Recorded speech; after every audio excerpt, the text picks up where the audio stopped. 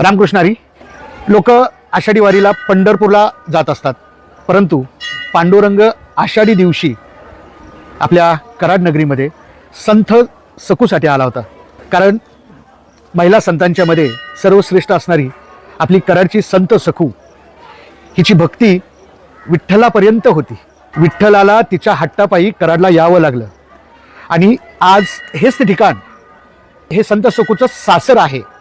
आणि याच जागेमध्ये, या पवित्र जागेमध्ये आज संत सकूचं मंदिर आहे, संत सकूची समाधी आहे.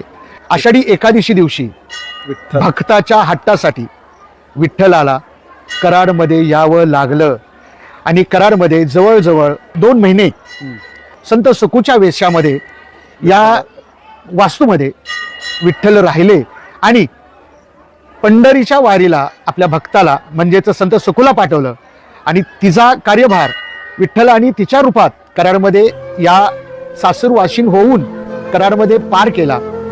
दुर्दैवानं आषाढी वारीला संत सकूला पंढरपुरात देह ठेवायला लागला.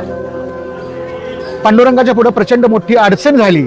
रखुमाईनं सांगितलं, पांडुरंगा तुझ्या भक्तासाठी तुला कराडला जावं लागेल आणि तिला पुनश्च जिवंत करावं लागेल.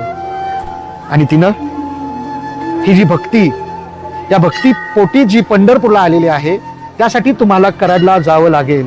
आले, अडचण निर्माण होईल म्हणून संत सकूला पुन्हा जिवंत करून कराड नगरी सोडलं.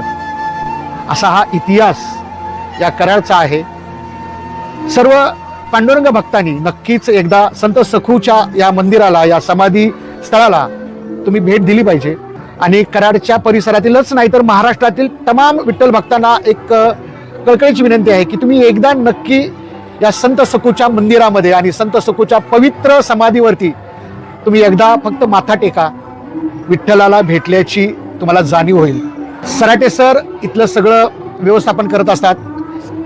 संत सकू ट्रस्ट आहे, ट्रस्टच्या माध्यमातून हा परिसर अतिशय सुंदर असा डेव्हलप करण्याचा प्रयत्न चालू आहे. यांच्या हातून प्रयत्न होतोय, आपण त्यांनाही मदत करूया. महाराष्ट्रातील एक सुंदर परिसर म्हणून, पर्यटन स्थळ म्हणून निर्माण व्हावा अशी सर्व भक्तांची करायची इच्छा आहे. नक्की एकदा तुम्ही या मंगळवार पेठेतील संत सकूआईच्या समाधीवरती माथा टेकण्यासाठी नक्की या. ही माझ्यासारख्या एका पांडुरंग भक्ताची, एका सकू आई भक्ताची ही तुम्हाला कळकळीची विनंती. रामकृष्ण हरी.